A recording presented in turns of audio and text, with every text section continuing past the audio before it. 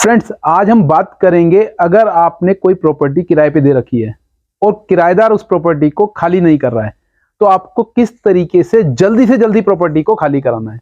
लेकिन इस इंफॉर्मेशन को शुरू करने से पहले अगर अभी तक आपने चैनल को सब्सक्राइब नहीं किया है तो जल्दी से जल्दी चैनल को सब्सक्राइब कीजिए, बेल आइकन को प्रेस करना मत भूलिएगा। तो फ्रेंड, जब भी आप किसी प्रॉपर्टी को किराए पे देते हैं, सबसे पहले आप ये देख लीजिए उस किराए की प्रॉपर्टी को देते समय आपको क्या क्या चीज ध्यान रखनी है।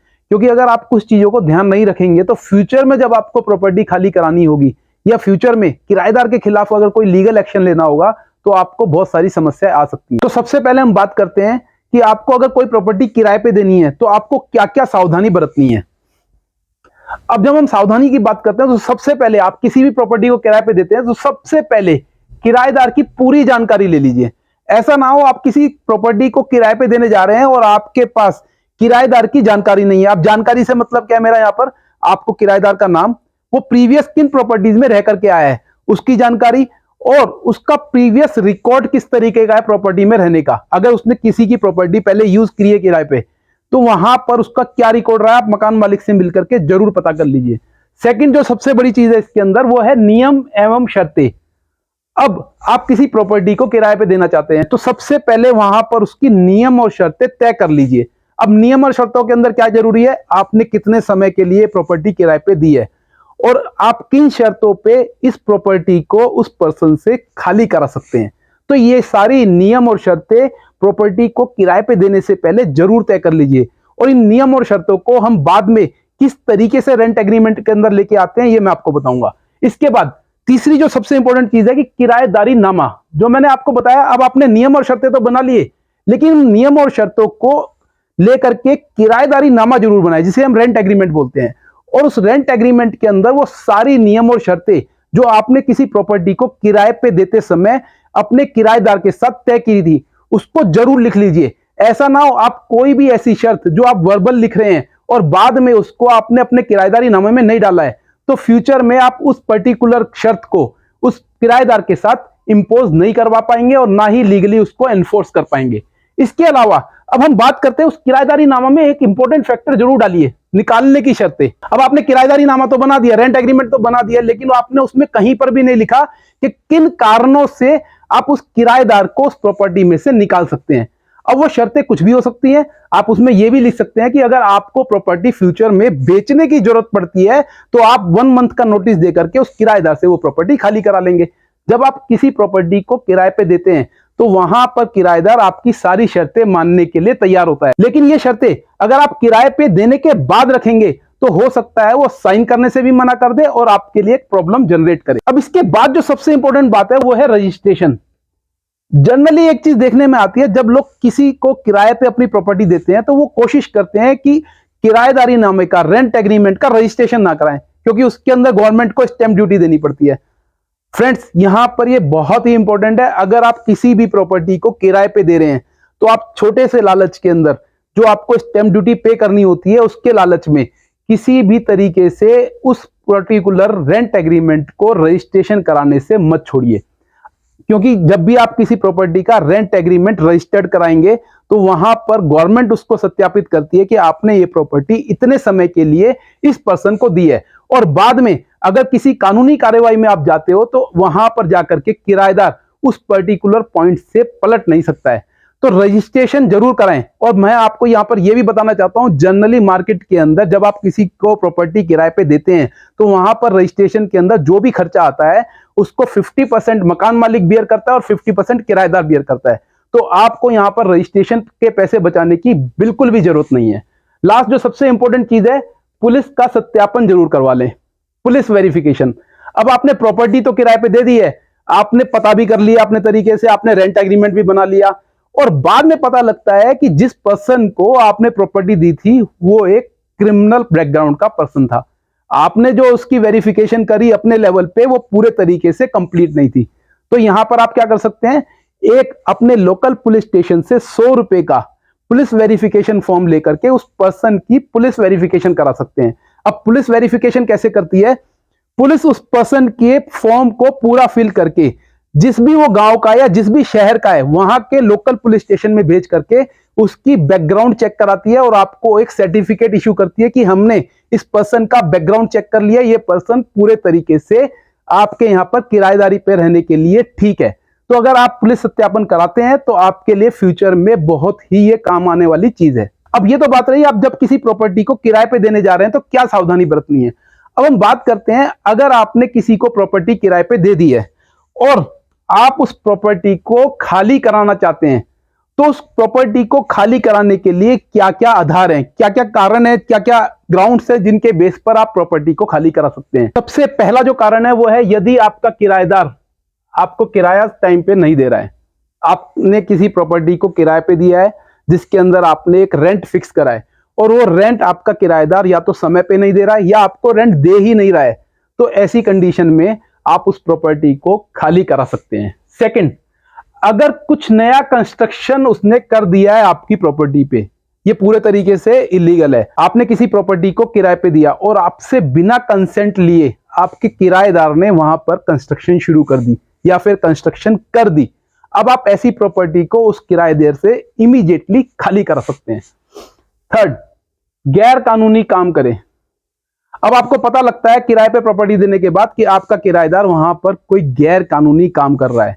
गैर कानूनी कौन से काम होते हैं जो पुलिस की नजर में या हमारे समाज की नजर में, हमारे कानून के नजर में ठीक नहीं है। अगर ऐसी कोई भी एक्टिविटी आपका किराएदार उस प्रॉपर्टी पे कर रहा है तो आप उस प्रॉपर्टी को खाली करा सकते हैं।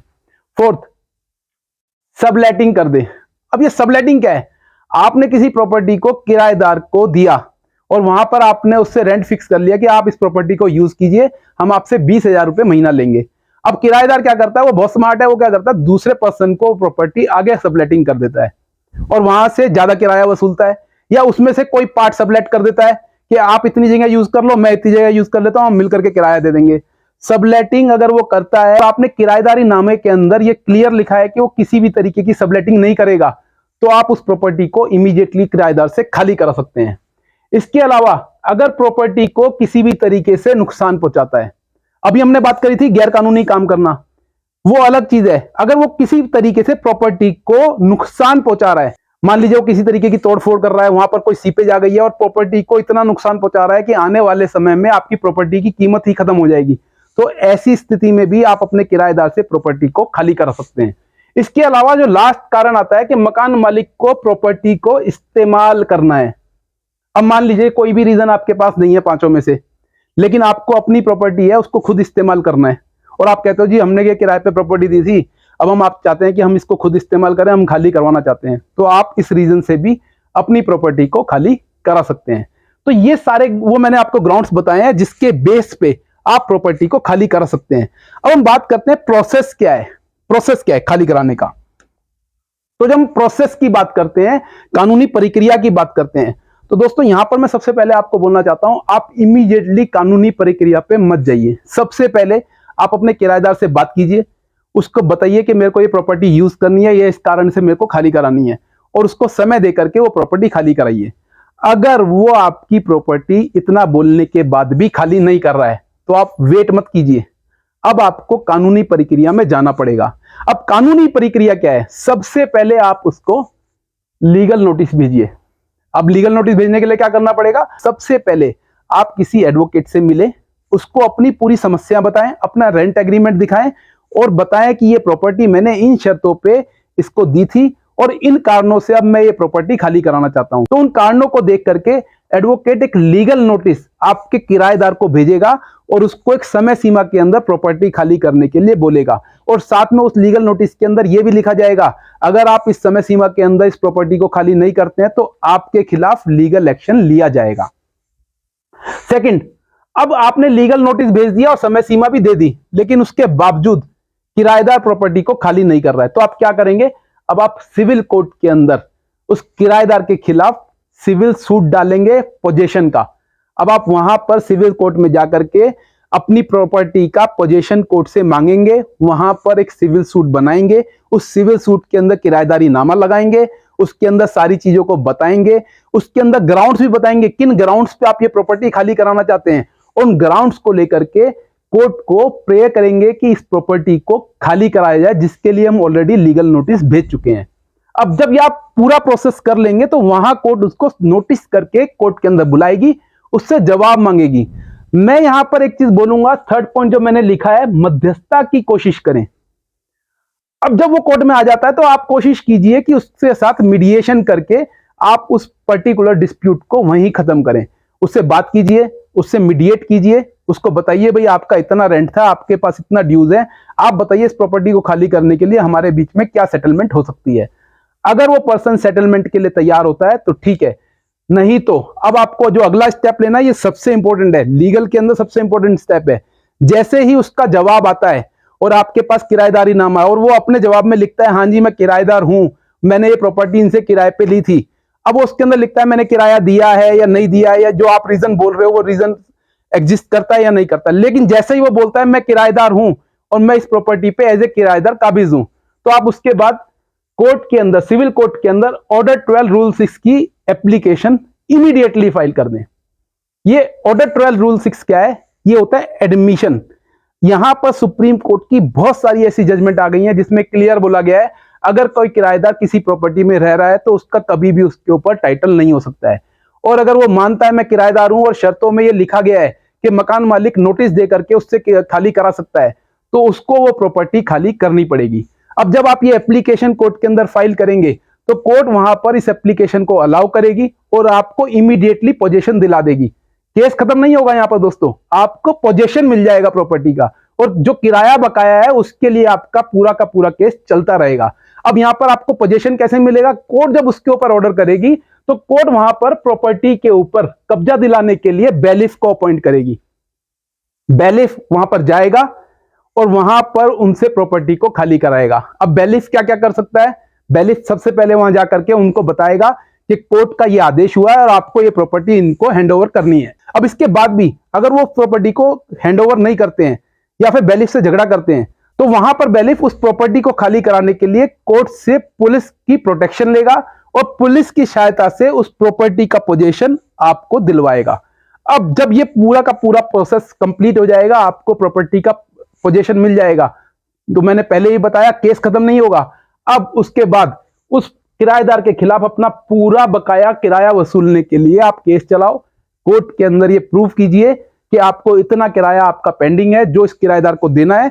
कोर्ट उसके अंदर फाइनल केस को चलाने के बाद वहां पर ये जरूर निर्णय लेगी कि आपको इतना किराया उस पर्सन से लेना है और पर्टिकुलर उस पीरियड का भी आपको इंटरेस्ट कोर्ट के द्वारा दिलवाया जाएगा। तो फ्रेंड्स, ये था पूरा प्रोसीजर जिसको यूज करके आप अपनी प्रॉपर्टी को खाली करा सकते हैं, और वो सारे ग्राउंड्स जिसके बेस पर आप किसी कोर्ट के अंदर अपनी प्रॉपर्टी को खाली कराने के लिए केस डाल सकते हैं। और साथ ही ये जानकारी भी ध्यान रखिए, अगर आप किसी प्रॉपर्टी को किराए पे देने जा रहे हैं तो आपको वहां क्या क्या सावधानी रखनी है। आने वाले समय में मैं आपको और भी लीगल इंफॉर्मेशन से अवगत कराता रहूंगा। मैं एडवोकेट योगेश अग्रवाल आपके सुनहरे भविष्य की कामना करता हूं। जय हिंद, जय भारत।